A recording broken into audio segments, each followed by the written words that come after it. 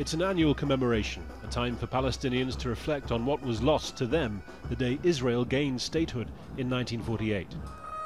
At midday, sirens sounded for 69 seconds, one for each year that has passed. This year, though, the marking of what Palestinians call Nakba, or the Day of Catastrophe, was secondary in the minds of many here. This was also day 29 of a hunger strike involving around 1,000 Palestinian prisoners in Israeli jails.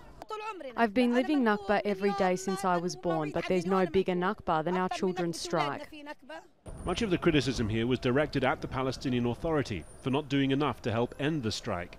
Some answered calls to press the issue at tension points, like the illegal Israeli settlement of Beit El in the occupied West Bank. One senior official says the Palestinian Authority has already met Israeli counterparts 11 times to push for negotiations between prisoners and the prison service. Even before the strike, they were being very aggressive against the detainees. They passed lots of laws against them. With this government, I think the strike is going to go on even longer. Israel's internal security minister says the hunger-striking prisoners are terrorists, their strike is about politics, not prison conditions, and the demands will not be met. In Gaza, the focus was on the rights of refugees to return to their home villages.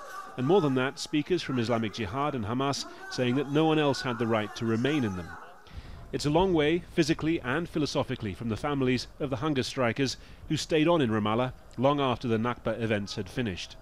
For many Palestinians, one of the key issues thrown up by Nakba, the idea of the right of return, can seem like a distant, even unrealistic goal. But here, these families want to solve something much more immediate, a crisis involving their own loved ones.